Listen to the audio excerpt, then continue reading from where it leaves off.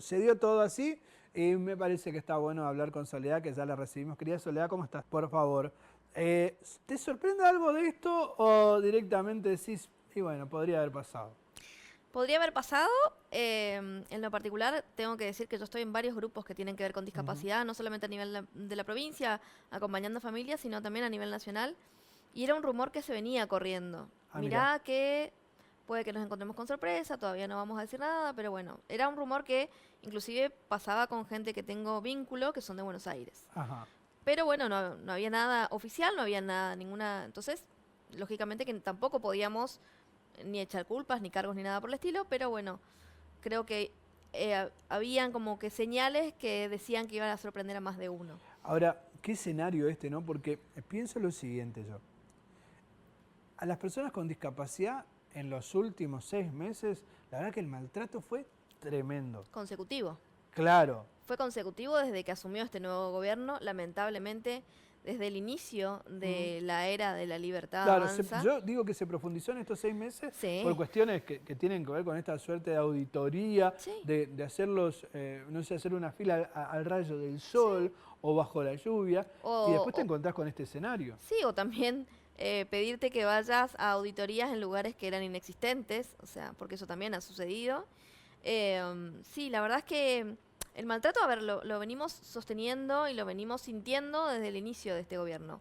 Sí, con mucho más acentuación en los últimos 6 meses, Ujú. como bien decís, pero creo que se han tomado de manera consecutiva medidas que atentan contra la calidad de vida de este sector, que eso es lo primero que quisimos siempre desde el inicio defender, que se estaba poniendo en juego una cuestión que no se debería ni siquiera discutir, que es una Claro. cuestión de derechos humanos. Y siempre estuvo en tela de juicio, siempre se nos quiso decir que nosotros éramos parte de una casta.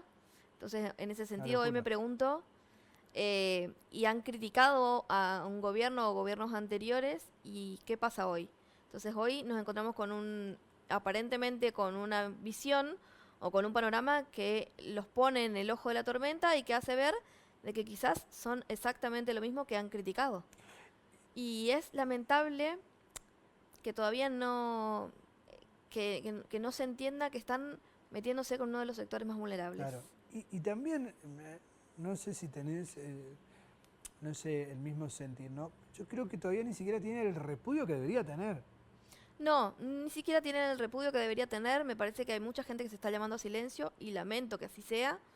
Inclusive me pasa con personas del sector, Claro. que han acompañado a este gobierno nacional, que yo lo sé, amigos, amigas, y que respeto porque es una cuestión de Sí, sí, decisión sí. y es democrática, pero que a veces llaman a silencio. Y me parece que eso también habla de todavía una falta de compromiso social que hay cuando empiezan a aparecer cosas como estas, sobre todo cuando no te queda mucho margen de duda, porque son audios, Claro. son cosas que, está bien, hay todavía un proceso que seguir, una investigación y demás, pero ya han empezado a haber señales. Hay una rareza, porque yo decía ayer, ¿no? Sale el audio 7 minutos donde la charla es clara, por lo menos y Sí, fluida, ¿no?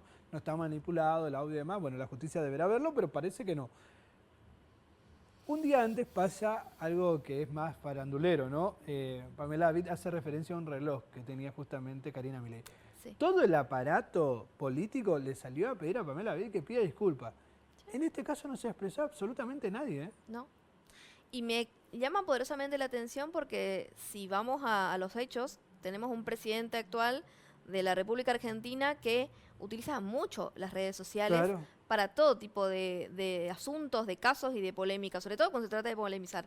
Me llama la atención que ni él ni nadie del arco político del Estado Nacional salga a decir algo al respecto, salga a pronunciarse, salga, bueno, a ver, a tomar partida o a dar alguna explicación que la creamos o no, pero a claro. decir algo.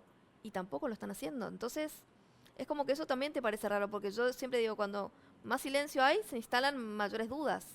Porque si no, tenés que salirlo a aclarar de manera inmediata, que no es así. La verdad que es un escenario, insisto, yo creo que inesperado Sí. para este gobierno, inesperado porque se dan una semana también clave justamente donde recibe un poco un revés eh, a nivel ejecutivo, a nivel, perdón, legislativo, Ujú. y claramente pone esto también de manifiesto que quizás no tienen el acompañamiento que ellos quieren o que ellos pretenden o que ellos creen tener, ¿no? Ujú. Pero se le suma esto que es gravísimo y hay, insisto, un sabor agridulce, ¿no? Porque se han, bueno, otros hechos como, bueno, la ley de emergencia en discapacidad y demás, que obviamente es favorable, pero Sí. que es una ley que habla de la emergencia, que después otra vez se va a someter a debate increíblemente, ¿no? Pasado un tiempo. Sí, pasado un tiempo, a ver, en ese sentido tenemos que decir que estamos contentos por una parte por haber logrado un paso, que es, bueno, el acompañamiento desde la Cámara de Diputados eh, en contra del veto de Javier Ujú. Milei por la emergencia en discapacidad. Sabemos que nos quedan todavía un camino por recorrer porque nos falta todavía ver qué sucede en senadores y ver si después de todo esto el presidente judicializa, como lo ha dicho en algún momento, que iba a hacerlo en caso de que la ley de emergencia en discapacidad sea aprobada. Pero la verdad es que en este momento social, te podría decir, de la discapacidad, por un lado tenemos a millones de familias que siguen pidiendo y que siguen luchando para que se garanticen tratamientos, medicaciones, calidad de vida para sus hijos. Creo que todos han visto en redes sociales lo que han las familias que se han Ujú. puesto con sillas de rueda en el medio de la lluvia, con paraguas, pidiendo por sus hijos y pidiendo para que se entienda que lo único que estaban pretendiendo era que los dejen vivir en paz, en definitiva, y que solamente puedan contar con lo mínimo, que son prestaciones básicas en discapacidad y derechos que nos corresponden a cualquier argentino o argentina. Bueno, no sé si todo el mundo lo sabe, pero está bueno siempre recalcarlo porque uno cree que como uno tiene que incorporar la información, todo el mundo lo sabe. Una pensión hoy, eh, te reís porque sabes Es un chiste. que es casi un chiste, Es ¿no? un chiste. No alcanza ni para, no sé, para vivir 5 días. 230.000 pesos. Eh, no llega ni a 300.000 pesos. Es un chiste realmente, no podría vivir ni una persona con una pensión Ujú. así. No hablemos ni hablar de una persona con Claro, discapacidad, que en la mayoría de los casos son personas que hacen más de una terapia. Y claro. eso también requiere de una logística. Y que y hay algo que por ahí no se termina de entender cuando muchas veces reclamamos la inclusión de personas con discapacidad. La ley tampoco nos garantiza la totalidad o el 100% de todo, sino que hablamos siempre de prestaciones básicas Claro. en salud, en educación, en trabajo, es decir, una ayuda mínima que nos acompañe a tener por lo menos una calidad de vida más digna. Eso es lo que estamos pidiendo. Y algo que no hay que olvidarse tampoco, que hoy quien cobra una pensión no contributiva por invalidez laboral no puede trabajar en blanco. Que es Claro. una determinación que también sucedió de parte de este gobierno. Porque en el gobierno anterior lo que pasaba era que había un decreto que decía que era compatible el trabajo en blanco con el pago de la pensión no contributiva por invalidez. Entonces te permitían hacer las dos cosas. Hoy en día no. Hoy en día una persona o tiene que elegir o trabajar en blanco o cobrar la pensión. Eh, Claro. y es imposible vivir. Cualquier persona que haga sus cuentas No, tiene que... te la hago yo a grosso modo Sí, ya fácil. Ponele que son 250.000, sí, 250.000. sí. En luz tenés 50, ya Ujú, te quedó 50 menos. ujú, En agua otros 50. ujú. Y no estamos, y estamos hablando de dos cuestiones básicas nada más. Eh, si vos tenés que comprar para comer, Para comer. que ya ahí ya no te alcanza lo que quedó. Y encima de eso le tenés que sumar Ujú, los tratamientos sí. y demás. Y la logística Y la logística, que claro. te requiere hacer tratamientos, hacer terapias, que no te agarre una intervención quirúrgica que puede suceder, con lo que conlleva, digamos, el postoperatorio también, o sea, insumos que puedes tener que comprar, o sea, son un montón de cosas. Por eso yo digo que esta temática debiera ocupar a todos los sectores y no hay un sector más responsable que otro.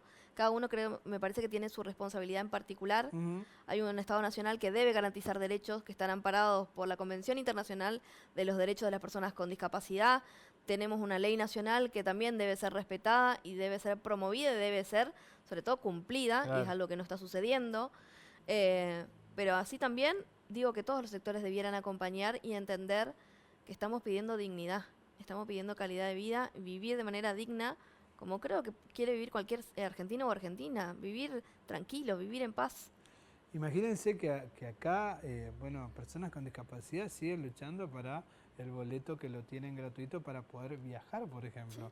Y se arman, a ver, luchas que son interminables para algunas personas porque, claro, el común de la gente cree que, ah, bueno, ya está, se decretó y ya está y lo cumple todo el mundo. Y no pasa. No, es lo que yo digo también, a ver, sancionar una ley, promulgar un decreto, una ordenanza, si Mm, habláramos de un municipio, eso no te garantiza nada en definitiva. claro, la Es aplicación y obviamente el control. claro, es una iniciativa, está bien, sí, marca como un camino a seguir, pero de ahí depende del compromiso de toda la ciudadanía, de que esto se haga realmente, se convierta en la realidad cotidiana de las personas. Y esto también sucede con las personas con discapacidad. Podemos implementar miles de iniciativas. Para empezar, tenemos que pensar cuando hacemos cualquier tipo de proyecto si son viables. Y para eso, siempre digo, involucren al sector para saber si Claro. hay algo que es viable. ¿Qué es lo que hicimos ahora con la emergencia en discapacidad? Todas personas con discapacidad y los sectores que están a cargo de personas con discapacidad, familias, terapeutas y demás, fuimos los que empezamos a ver la ley y lo que evaluamos punto por punto y nos han pedido recomendaciones y es lo que debiera pasar siempre, para cualquier temática. Porque si hay un desconocimiento, entonces vos no sabés si lo vas a poder llevar a la práctica. Y en esto también después se traduce el compromiso de la sociedad, el compromiso de toda la sociedad. Porque es lo mismo que si habláramos, no sé, de leyes de tránsito. Claro. ¿Existen las leyes de tránsito? Sí existen. Digamos, hay como un camino a seguir en cuestiones de tránsito, por ejemplo, sí. ¿Cumple la gente? Claro. Es dudoso, ¿me entendés? Entonces, no alcanza con una ley, no alcanza con un documento, no alcanza con un papel. Se requiere un gran compromiso social y es lo que creo que falta. Incluso ahí yo tengo una crítica muy profunda a la política y obviamente a los políticos, porque ocupan cargos que desconocen, Sí, ocupan cargos que desconocen. Que una persona que no tenga una discapacidad esté a cargo con otros 15, 20 aplaudidores que no sirven ni para mirar quién viene, y esto corre por mi cuenta, no sirve.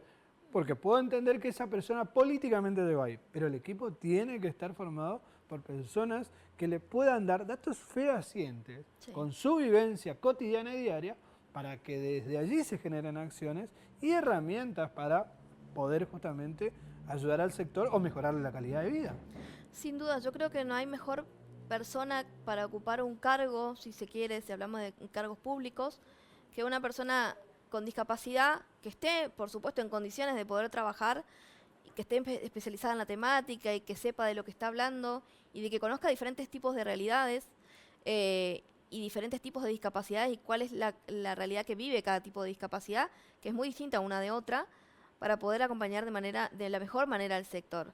Eh, no tengo nada en contra de ningún funcionario o ¿Mm? funcionaria, pero sí me parece que hay temáticas, sobre Sí, todo como esta, que requieren de mucha sensibilidad, de mucha empatía, de mucho compromiso, pero también requiere de saber y de saber en terreno, en la cancha, con qué se van a topar cuando les toque vincularse con una persona con discapacidad, con las familias, con todo lo que eso significa, porque también tienen una historia de vida detrás y vienen de un montón de cosas que las han hecho sufrir, las han molestado, entonces también hay un descreimiento de parte del sector claro, acerca de la política y creo que nunca un sector puede estar mejor representado que por una persona que sea par. tal cual. Y en este sentido me parece que acompaño lo que vos decís y me parece que son los cambios que ojalá se den en algún momento. Ese cambio se tiene que dar porque lo que sucede frecuentemente, sé que hay algún cráneo ahí que piensa, y dice, bueno, vamos a armar una lista, dice, para las elecciones. Y arma una lista con personas con discapacidad. Los ponen en 19º lugar, segundo, tercero, cuarto, quinto, ya último. Para la foto, queda como, bueno, acá estamos, con la inclusión. Pero después, no hay, la verdad, que una acción de la política para con esa persona. La acción es, bueno, está bien, vos estás militando, sos parte de esto, no importa qué sector político, no importa la bandería. Pero después, bueno, hay que darle un lugar de acción directa, si no, queda solamente en una fotografía. Sin duda, y creo que es algo que lo piensa el sector, ¿eh? Me encuentro con Mm, diferentes personas que se hacen eco de esto y dicen, está bien, no es lo mismo que, por ejemplo, nos inviten a formar parte de una lista en 12º lugar para decir, bueno, incluimos a una persona con discapacidad o para una foto de todo un equipo, de toda una lista, que me digan que, bueno, me ponen en un primer lugar, en un segundo lugar y que, bueno, después puede ser que exista la posibilidad de ocupar un cargo, de ocupar una función en la administración pública, en este caso, y de poder acompañar al sector como, en mi caso, ponele, vengo acompañando hace mucho tiempo.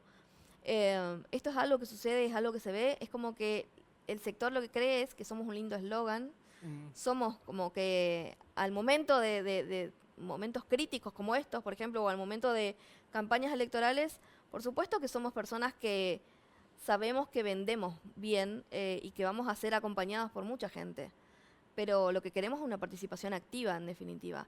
No es lo mismo que a mí me inviten a un evento en donde se hable de discapacidad y yo esté fuera del escenario y esté escuchando todo lo que hablan respecto a la temática, que me inviten a disertar y hablar de lo que hace tantos años sé, conozco y en lo cual también milito y en lo cual convivo y trabajo y es parte de mi trabajo.